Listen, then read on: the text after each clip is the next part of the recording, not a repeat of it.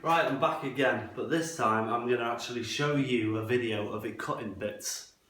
Because last time a video went down when I was I did all the unboxing, did the putting together and come to do the actual review vid and it had cut out. So anyway, I'm back. Evolution, God knows why, have sent me a new blade to replace the one that's in it. And they've also sent me a masonry blade to cut some masonry for you. And they've also sent me a bunch of steel, plastic, aluminium, and believe it or not, that came through the post, mate. So I'm going to cut everything today and find out if it does, what sort of practicality it'd have within the building trade, and whether or not I think it's any good at cutting it. Because I can tell you for nothing, I've used a saw for 2 months now. And when it comes to woodwork, it is pretty much on the money. It's precise. Every single marking along here and along the back for the bevel cuts, you set it to exactly what sort of angle you want and it's cut it to a T. So I'm going to find out whether or not this thing can cut all these other bits they've sent me. And to be fair, prior to them sending me the blades, I wouldn't really want to chance it for the fact that if it knackered my blade, I don't want to go out and buy a new blade for the fact that I was just trying to see if it cut steel. So the fact they've sent me one for free, I can cut all these bits and bobs with the blade that's on it, and if it knackers it, you know, I've obviously got a replacement, but I can find out for you whether or not it can. Now I know there's loads of videos of people out there cutting stuff on this, so obviously I know it can cut the stuff because I've seen videos of people doing it, but I'm going to find out for myself. It's like the old magic tricks, isn't it? Unless you see it with your own eyes, you don't believe it. So you know, got my glasses on. I've got a clamp on the side of this which I'm going to hold it down with as well as my hand, just in case it flies off or something. And it don't look like crap steel, so here we go.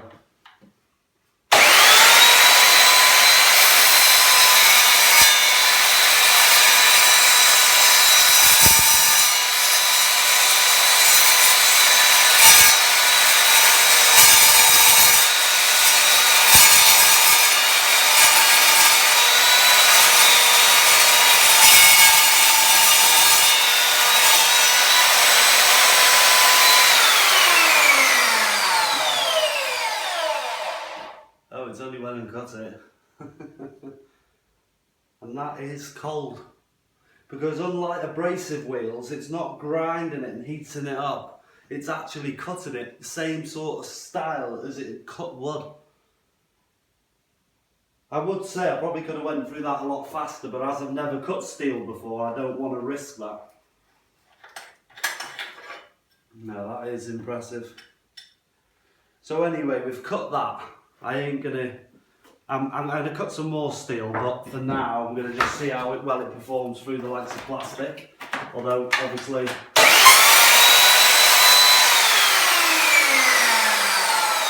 know, cutting fascias and gutter and stuff, I think, to be fair, that is as neat as cut as you're gonna get with anything. That has surprised me. So we've cut that. We're going to have a crack at cutting this stuff now. And to be fair, it's the same thickness as steel.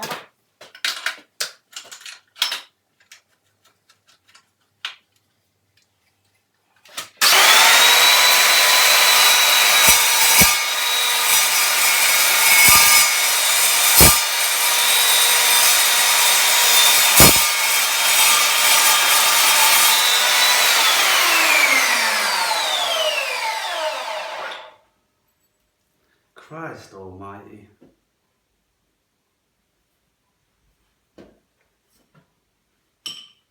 You know what, I can guarantee you wouldn't cut through that section of steel with... You wouldn't cut through that section of steel with a cut-off saw as quick as that. I haven't got a cut-off saw to experiment or show you the difference, but you know, if you use steel or you use stuff like this, you'll know you wouldn't cut through that quick with a cut-off saw. Right, what's next? Let's cut this thing.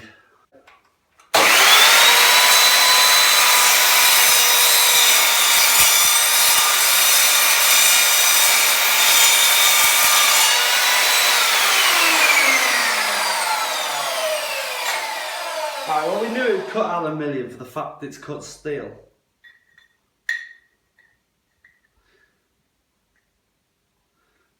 You know, and I don't know if you can get a gist for that on the camera, but that cut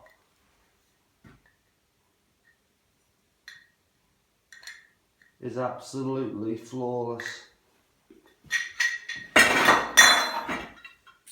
Let's cut this stuff. Looks like an old drawer size, doesn't it?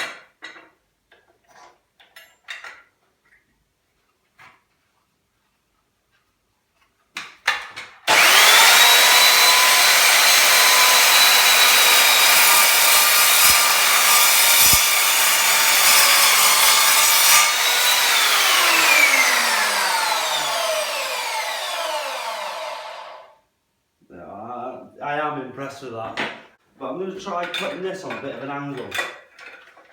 See what it's like on a 45. You know, it's all well and good ripping it, but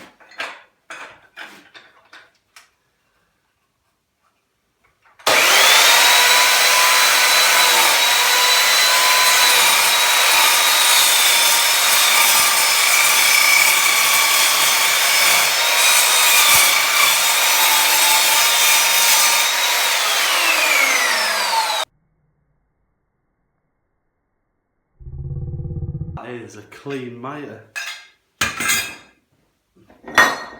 Putting off cutting that RSJ. Now, pretty confident it's going to cut that, obviously.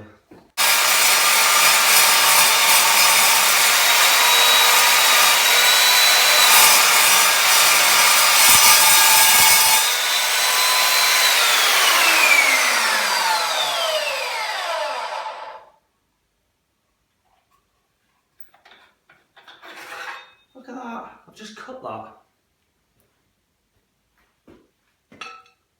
Don't get me wrong, that's warm, but you know, it's not, you can pick it up. You know, it's not hot enough that I can't grasp it in my hand.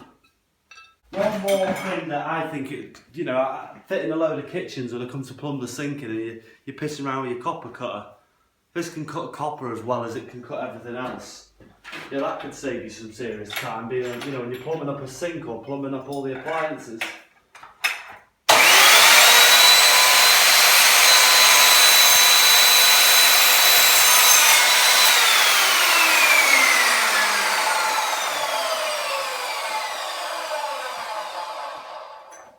Now, I'll tell you what, if I was a plumber, I'd run out and buy one of them for that.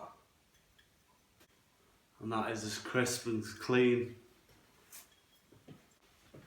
Right, I'm going to have a crack at cutting this because before I change the blade out. Now, I don't think I'm going to get the cut right the way through it for the fact that this is only the smaller of the range of the sliding ones. But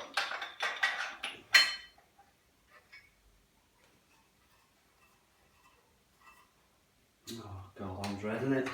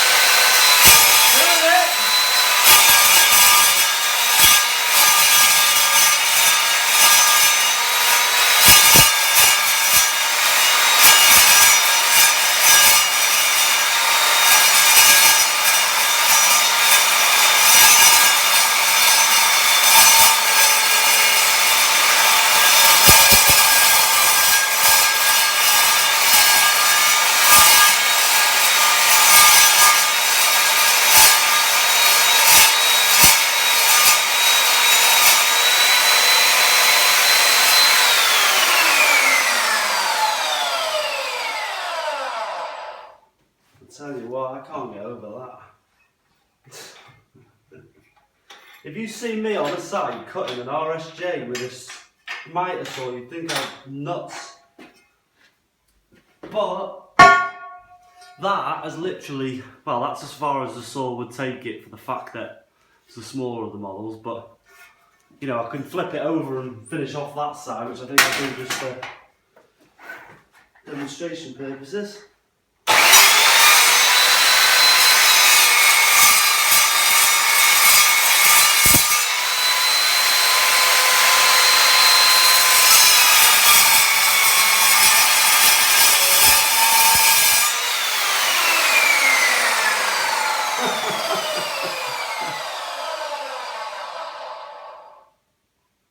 Get over that.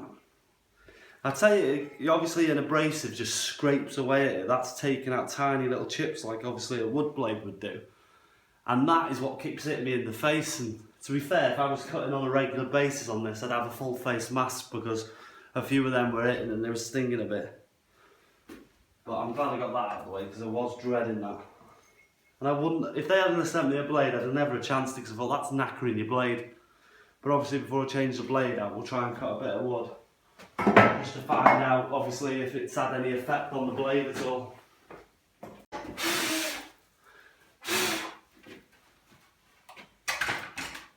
With a nail in it. And, like I said, I think the one application to me, which this is going to be really handy for, is in my downtime in here, I'll tend to knock things together with pallets. And obviously, any woodworker will know you're constantly rooting through your pieces to make sure you've got no stray nails within them, especially with pallet wood. Because although you think you've de-nailed everything, there might be a broken old nail head in there that they've broke off and it's just left in there and you've not even seen it. So I think from my end, cutting steel will be the steel I don't know's there, i.e. nails. Whereas you shell out on a brand new blade for your standard chops or you hit a nail, straight away that blade's toast.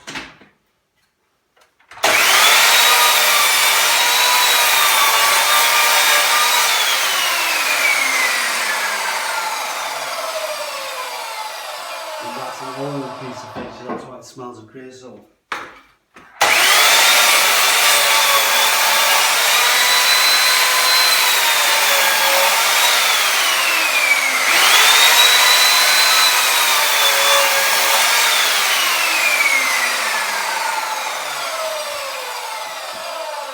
And that has just cut an RSJ and it's literally cut wood straight after it and left it like that. It's practically a plain finish. Let's try it with a bit of hardwood, a little bit of oak.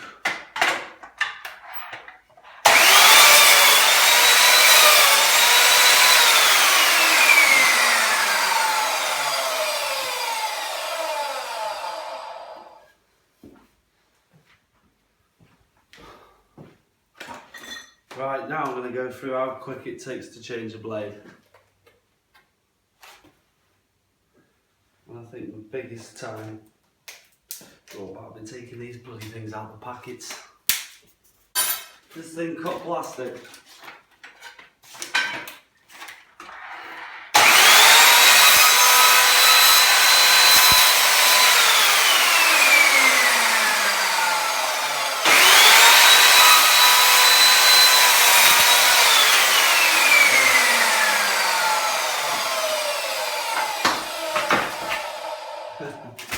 More than one use.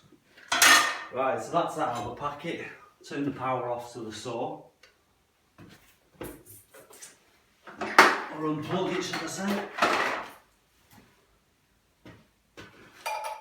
Now I should think there's some sort of stopper or knob on it. Yeah, there. Lock that.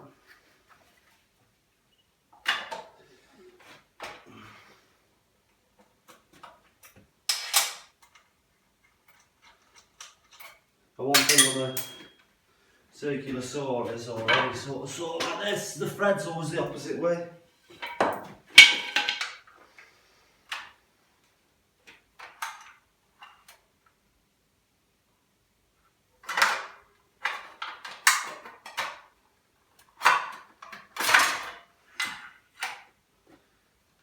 I'll tell you what, considering that's just cut through a piece of steel about 3 times thicker than it, there's not one tooth that has lost its edge.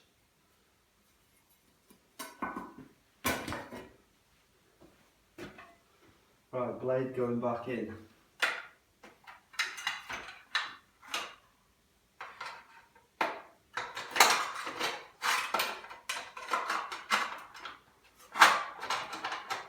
I'll tell you right now, that blade's too big. No, it's not, it's the right one.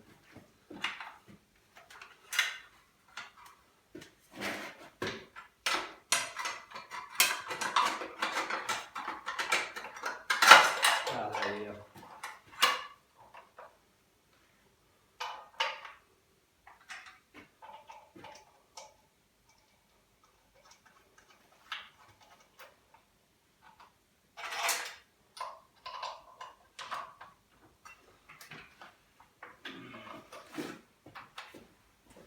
Power back in.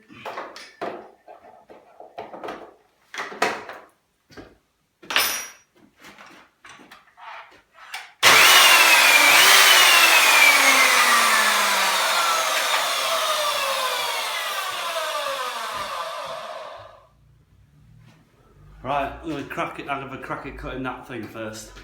Now, really speaking, I should have a dust mask on, but I've left it on the job, so I'm just going to have to trust my dust extractor unit, the Henry.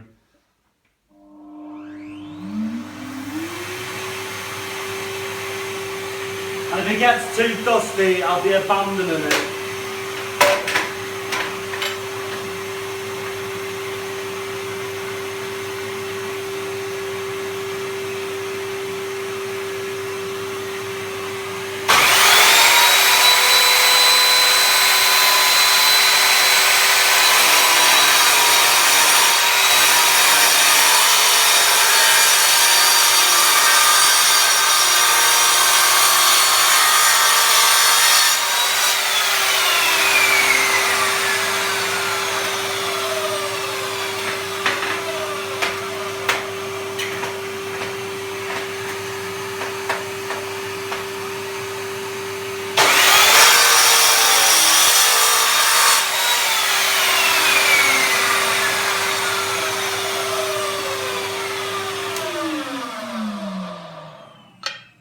Now, I know what you're thinking. Ideally, if I'm ever cutting tile, I want to cut it on a wet table saw. A wet tile saw. Because it's that type of dust, although the Hoover sucked most of it up. If you're doing that constantly, you're going to be choking your head off and messing everything up, so. Fair enough, you'll probably end up cutting flooring tile on a wet saw, but I tell you one application is to cut for this that I think I'll definitely use it for. Because if you're ever tiling, as in fitting a Velux, and you've got a shitload of tiles to rip down, I think that would be ideal to obviously just put a mark on it. Or you slide up against the fence, put the clamp on, cut it square every single time. Now I think we all know it's going to cut the brick, but I'm going to cut it just in case.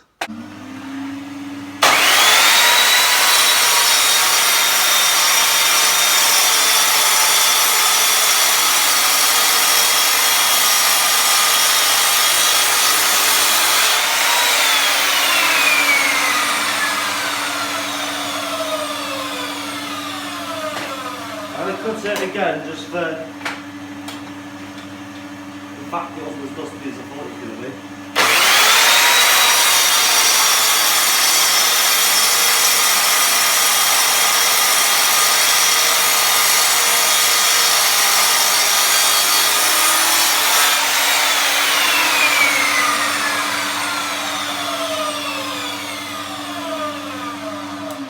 Now I'll tell you what application I know for a fact this would suit me in is whenever you're doing block paving, because obviously this isn't a brick, it's a block paver. Now whenever you're doing block paving, we all know when you come to them edge cuts and they're all little fancy fingerly bits like that, or round a manhole cover, that is pretty much as precise as you're going to get. You're never going to cut that as precise with a still saw or a guillotine. So I think I'd definitely use that, obviously masonry wise, for anything to do with roofing tile. and obviously anything to do with block pavers. Obviously cutting all the little fancy bits, or you know, if I was cutting a 45-degree angle piece or a 30-degree angle, let's try it when we're cutting a bit of an angle on it.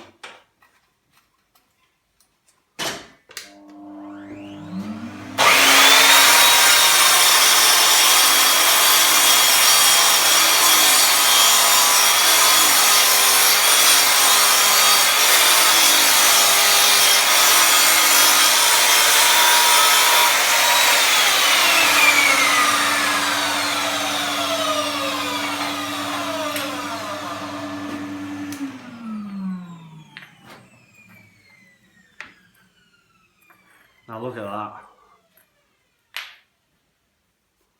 That is precise and as clean cut as you're going to get with anything.